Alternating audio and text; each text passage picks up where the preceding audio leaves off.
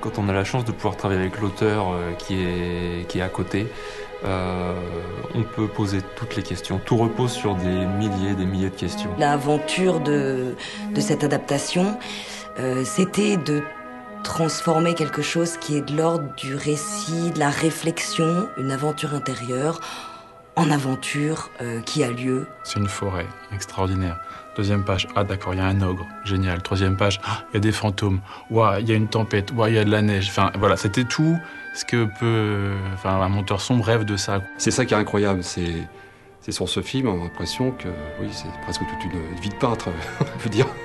Il y a l'eau, il y a tout, hein. Il y a vraiment tous les éléments dans ce film-là pour... C'est un régal pour le peintre, quoi. On veut parler vraiment aux enfants, on veut parler à leur sensibilité, à leur intelligence, et à quelque chose où on s'amuse avec naïveté, sans oublier que la cruauté fait partie de ce monde-là. Cette histoire est un conte parce que c'est une aventure incroyable, parce qu'elle s'affranchit totalement du réalisme pur. C'est pas une aventure réaliste.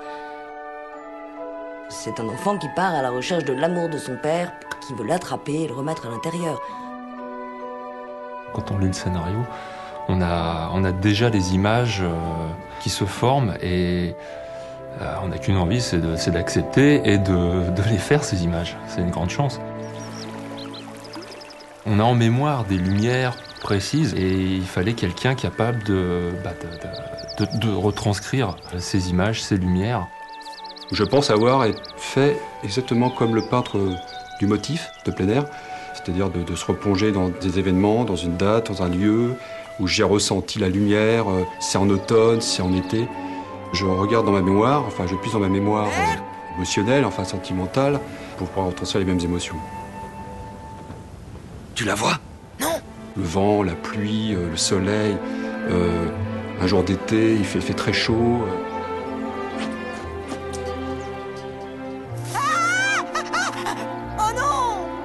Cet enfant part du monde des contes où vivent des êtres fantastiques, où habite l'ogre, c'est son univers à lui, il part de la forêt et il va vers le monde normal.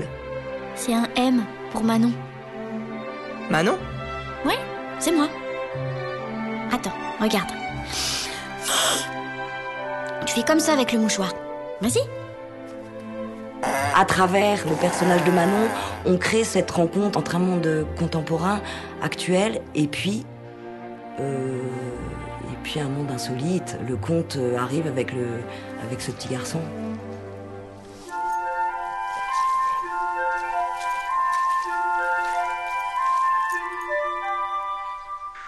Souvent, on associe les corneilles à des événements plutôt négatifs, mais dans cette histoire, c'est au contraire elles qui vont aider les enfants dans leur aventure. Non, Manon. Cette idée que la corneille soit... C'est ça, Manon. Enfin, soit quelqu'un qui réinterprète ça avec sa voix, je trouve ça génial. Ce film a été fait quand même grâce à un petit nombre d'artistes extrêmement chevronnés, extrêmement exigeants et pointus avec leur art. Tous ont travaillé pour servir une histoire qui les aimait énormément, quelque chose qui comptait beaucoup pour eux. Et je pense que c'est une des raisons qui explique que la qualité, que la facture du film est ce qu'elle est.